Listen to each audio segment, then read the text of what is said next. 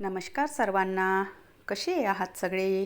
मस्त आहात ना? आशा करते तुम्ही सगळे आनंदात असाल. तुम्हा सर्वांचं अगदी मनापासून स्वागत आहे आपल्या चॅनलवरच्या आजच्या या व्हिडिओमध्ये. तर कधी-कधी घरातली कामं तर खूप असतात, पण वेळ मात्र अगदी कमी असतो आणि अशा वेळी घाईघाईत कामं करण्यापेक्षा ती योग्य पद्धतीने आटोपणं जास्त महत्त्वाचं असतं. मग अशा वेळी मी माझ्या घरातल्या कामांचं नियोजन कसं करते आणि कमी वेळेत जास्तीत जास्त पण महत्त्वाची कामं कशी पूर्ण करते, तर हेच आजच्या या व्हिडिओमध्ये तुम्हाला मी दाखवणार आहे. तर बघा, प्रत्येकच वेळेला आपलं रुटीन सारखं असेलच असं नाही. कधी बघा घरी कोणी येणार असतं, कधी आपल्याला बाहेर जायचं असतं, कधी कामांची खूप घाई असते. तर अशा वेळेला आपण ना सगळेच्या सगळे जे कामं आहे, सगळ्या कामांचा जो गाळा आहे तर तो एकत्रच ओढायला घेतो आणि अशा वेळेला मग बघा आपल्या कामांना उशीर होतो आणि आपलं जे नियोजन आहे तर ते चुकतं किंवा मग घाईच्या वेळेमध्ये आपण अगदी सगळे कामं असे घाईघाईमध्ये करायला घेतो आणि त्यावेळेला सुद्धा बघा असं होतं की एक ना धड भाराभर चिंध्या असं काम होऊन जातं. तर अशा वेळेला बघा जे कामं आपले महत्त्वाचे आहेत तर त्या कामांना प्रायोरिटी द्यायची. आणि खरं सांगायचं म्हटलं तर बघा आपल्या घरकामामधले ना 2च कामं महत्त्वाचे असतात. एक म्हणजे स्वयंपाक पाणी आणि दुसरी म्हणजे घरातली साफसफाई. तर या 2 गोष्टी जर तुम्ही आटोपल्या तर तुमचे अर्धे कामं जे आहेत, अर्ध्यापेक्षा जास्त जे कामं आहेत तर ते आटोपतात. तर अशा वेळेला मी काय करते, म्हणजे आज मला सुद्धा ना बाहेर जायचं आहे.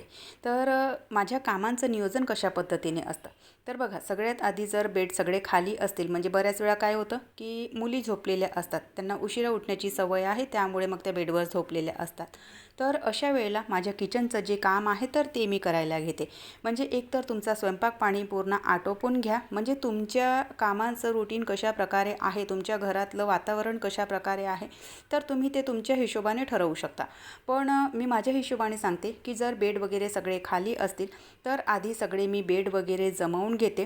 कारण बघा कधी-कधी काय होतं की आपण ना घर जे आहे तर ते सगळं रणभण तसंच ठेवून जातो आणि घराला ताला लावून जर तुम्ही जाणार असाल तर काही इश्यू नाही. पण घरी जर कोणी असतील आणि अशा वेळेला मग अचानक आपल्या घरी कोणीतरी येतं आणि प्रत्येकाला बघा, म्हणजे घर जर आपण तसंच ठेवलेलं असेल आणि अशा वेळी जर अचानक घरी कोणी आले तर तुम्ही प्रत्येकाला एक्सप्लेन करत बसू शकत नाही की आज मला बाहेर जायचं होतं, आज कामांची घाई होती त्यामुळे मग मी घर तसंच ठेवलं, किंवा आज घरातली जी साफसफाई आहे तर ती प्रॉपर झाली नाही. म्हणून प्रत्येकाला आपण एक्सप्लेन करू शकत नाही आणि बऱ्याच वेळा समोरचा व्यक्ती काय करतो की first impression is last impression म्हणतो. तर तशासारखं ना, म्हणजे आपलं घर ज्या पद्धतीने ठेवलेलं असेल तर तसेच विषय, म्हणजे तसाच जो दृष्टिकोन आहे तर तो आपल्याविषयी ते बाळगतात. तर त्यापेक्षा ना माझं तरी एक म्हणणं असतं की अचानक जर घरी कोणी आले तर त्यावेळेला आपलं घर कमीत कमी इतकं तरी प्रेझेंटेबल असावं की ते बघून म्हणजे समोरच्या व्यक्तीला ना चांगलं वाटेल, असं वाटायला नको की घरामध्ये खूप पसारा आहे. आणि दुसरी गोष्ट, जेव्हा आपल्याला बाहेर जायचं असेल त्यावेळेला सुद्धा घर थोडंसं म्हणजे असं ठेवा, खूप एकदम डीप क्लिनिंग नाहीही केली तरी चालेल, पण घर किमान असं ठेवा की जर अचानक कोणी आले तर त्यावेळेला सुद्धा खूप असं घरामध्ये मेस दिसायला नको किंवा पसारा दिसायला नको. तर आधी ना आज मी इथे साफसफाई करायला घेतली आणि नाही तर मग जर बेड वगैरे मुली झोपल्या असतील बेडवर तर त्यावेळेला किचनचं काम मी आटोपायला घेते. तर अगदी बघा वरचे वर ज्याही बेडशीटा होत्या, वरचे वर जे ही सोफ्याचे कवर वगैरे होते तर ते झटकून घेतले. रोजच्या याच्यामध्ये ना अगदी अशी डीप क्लिनिंग असते, सोफ्याचे कवर वगैरे सगळे काढून झटकते मी, पण आज वरचे वर असेच हाताने झटकून घेतले, म्हणजे त्यावर जी काही धूळ वगैरे होती किंवा जो काही केर कचरा वगैरे होता तर तो सगळा निघून जातो. आणि त्यानंतर मग झाडत काढून घेतलं. जेव्हाही मला घाई असते किंवा मला बाहेर जायचं असते, म्हणजे मोस्ट ऑफ द टाईम जेव्हा मला बाहेर जायचं असते तर त्यावेळेला फरशी पुसण्याचं जे काम आहे तर ते मी स्किप करते आणि दुसरं म्हणजे डस्टिंगचं जे काम आहे तर ते स्किप करते. कारण नाहीही म्हटलं तरी डस्टिंग आणि फरशी पुसणे, पूर्ण घराची डस्टिंग आणि फरशी पुसण्याच्या याच्यामध्ये आपला 1 तास तरी जातो आणि अशा याच्यामध्ये मग बघा आपलं नियोजन बिघडतं. जिथे आपल्याला जायचं आहे तिथे आपण उशिरा पोहोचतो. तर अशा वेळेला हे जे काम आहे तर ते मी अगदी असे ना स्किप करून टाकते. तर सकाळची जी झाडत काढणे आहे तर ती अगदी असा कानाकोपरा व्यवस्थित असं झाडून घेते रोजच्या रुटीनमध्ये माझं काय असतं की सकाळी सकाळी अगदी 6 वाजताच्या दरम्यान माझी ना सगळ्यात पहिली झाडू लागून जाते. तर ती अगदी वरचेवर लावते मी. पण जेव्हा कधी बाहेर जायचं असेल तर एकच वेळा झाडत काढते, म्हणजे 2 वेळा झाडत काढत बसत नाही, एकच वेळा झाडत काढते. पण अगदी सगळं झटकून व्यवस्थित काणे कोपरे वगैरे पूर्ण असे स्वच्छ करून घेते, म्हणजे फरशी पुसलेली नाही असं कोणाला भासायला नको किंवा मलासुद्धा ते फील यायला नको की मी आज फरशी पुसलेली नाही आहे किंवा साफसफाई व्यवस्थित केलेली नाही म्हणून. त्यानंतर मग ना साफसफाईची माझी जी कामं आहेत तर ते मोस्ट ऑफ आटोपलेले होते. त्यानंतर किचनमधलं जे काम होतं तर ते म्हणजे स्वयंपाक बनवण्याचं. तर त्याआधी किचनमधली जी ही माझी अडगड होती, म्हणजे भांड्यांच्या बास्केट वगैरे जमवायच्या होत्या किंवा स्वयंपाकाला सुरुवात करायच्या आधी भांड्यांच्या बास्केट मी जमवून घेते. कारण बघा आपल्याला एक एक भांडं लागत जातं आणि आपण त्या बास्केटमधून मग काढत जातो आणि त्यामध्येच आपला जो वेळ आहे तर तो निघत जातो. तर रोजसुद्धा जेव्हा आपल्याला स्वयंपाक करायचा असतो ना तर त्यावेळेला भांड्यांच्या ज्या बास्केट आहेत तर त्या आधी जमवून घ्या आणि त्यानंतर मग स्वयंपाकाला सुरुवात करा. आणि तसंही बघा आपल्याला किचन जर नीटनेटकं ठेवायचं असेल, किचनमध्ये पसारा नको असं वाटत असेल ना, तर भांडे सुकले की आधी भांड्यांचा बास्केट खाली करून जेही बास्केट आहे तर ते त्यांच्या जागी व्यवस्थित ठेवून द्या, म्हणजे किचन बघा छान असं पसारामुक्त दिसतं. तर बघा जेव्हाही आपल्याला भांडे अशा प्रकारे जमवायचे असतील तर तुम्हाला एक टिप्स सांगते. एक एक भांडं काढून एका एका ट्रॉलीमध्ये जमवण्यापेक्षा आधी सगळे भांडे जे आहेत तर ते कॅटेगरी वाईज सॅग्रिगेट करून घ्या. जिथे म्हणजे एका ट्रॉलीचे भांडे पूर्ण एका ठिकाणी जमवून घ्या आणि त्यानंतर सगळे भांडे तुम्ही सॅग्रिगेट केले की त्यानंतर एक एक ट्रॉलीचं जे भांडं आहे तर ते म्हणजे त्या ट्रॉल्यांमध्ये जमवायला घ्या. अशाने काय होते की ज्या ट्रॉल्या आहेत तर त्या आपल्याला वारंवार ओपन कराव्या लागत नाही आणि अगदी विदिन अ मिनिट जे भांडे आहेत तर ते तुम्ही जमवू शकता. नाही तर मग बघा बराच वेळ आपला ना भांड्यांच्या बास्केट ट्रॉलीमध्ये म्हणजे जे बास्केटमधले भांडे आहेत, सॉरी शब्द थोडे इकडच्या तिकडे होत आहेत, जे बास्केटमधले भांडे आहेत तर ते ट्रॉल्यांमध्ये जमवायला लागतात. तर आधी सगळ्या बास्केट खाली करून घेतल्या आणि त्यानंतर मग स्वयंपाक आहे तर त्याला सुरुवात केली आहे.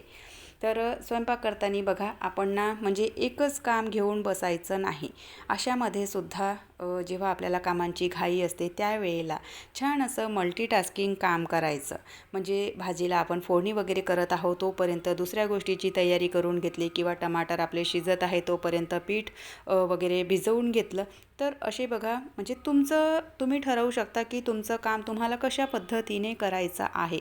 ज्या गृहिणी आहेत तर त्या कामामध्ये इतक्या एक्सपर्ट असतात की त्यांना जर घाई असेल किंवा कोणी जर त्यांना म्हटलं की 20-25 मिनटामध्ये वरण भात भाजी पोळीचा स्वयंपाक तू मला बनवून चार, तर गृहिणी इतक्या एक्सपर्ट असतात की असं मल्टीटास्किंग काम करून त्या 15-20 मिनटामध्ये किंवा 20-25 मिनटामध्ये अगदी जो स्वयंपाक आहे तर तो बनवून रेडी करतात.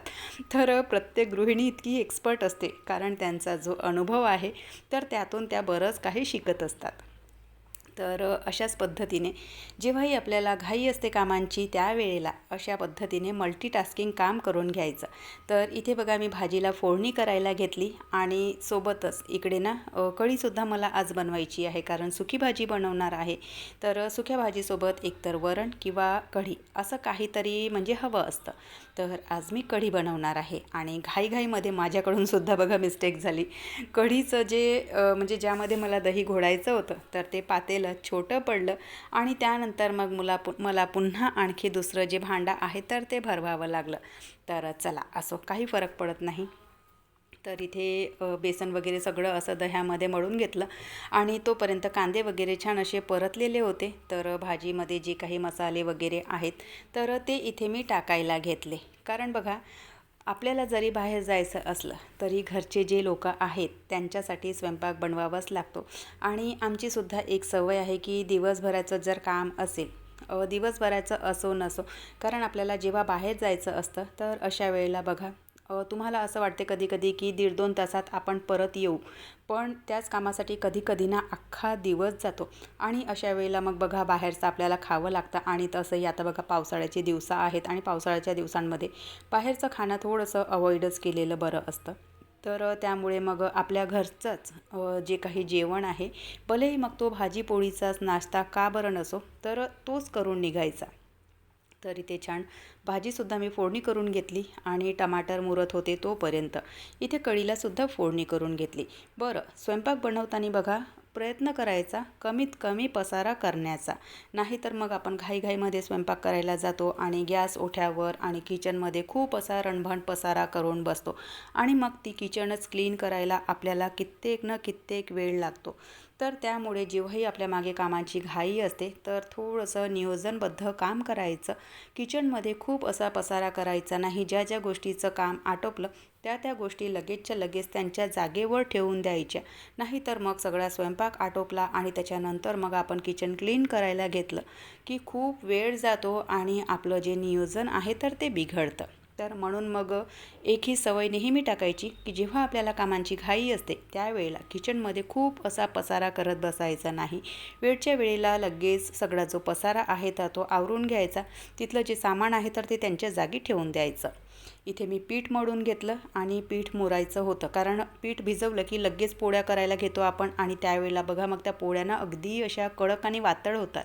तर पीठ चांगलं असं मळून घ्यायचं आणि पीठ पीठ मुरेपर्यंत इथे ना चहा पाण्याचे थोडेसे भांडे होते तर ते भांडे मी इथे स्वच्छ करायला घेतले, कारण हे भांडे पुन्हा आणखी तसेच पडलेले राहिले असते आणि नंतर मग मी स्वच्छ करायला विचारही केला असता तरी माझ्याच्यानी ते झाले नसते. तर त्यामुळे मग पीठ इथे मुरत होतं तोपर्यंत जे भांडे होते तर ते मी स्वच्छ करून घेतले.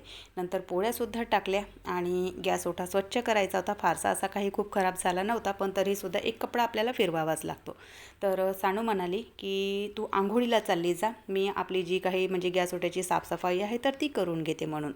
तर तिने गॅस ओटा स्वच्छ करायला घेतला. मी आंघोळीला गेली. त्याच वेळेवर मी माझे जे काही सगळ्यांचे कपडे होते तर ते सगळे कपडे मी तिथेच बाथरूममध्येच धुवून टाकले. अगदी लाईटली जे सोपक सापक करून आपण ज्याला म्हणतो तर तसे टाकले. मशीनला लावत बसली नाही, कारण मशीनमध्ये अर्धा तास तरी आपल्याला कपडे धुवायला लागतात. तर चला, अशा पद्धतीने माझे घरातले जे सगळे कामं आहेत तर ते आटोपले. तर आजचा व्हिडिओसुद्धा मी इथेच संपवते. आशा करते तुम्हाला आवडला असेल. व्हिडिओ कुठे जरी आवडला असेल तर नेहमीप्रमाणे व्हिडिओला लाईक करा, शेअर करा, सबस्क्राईब करा. बाय. हर हर महादेव.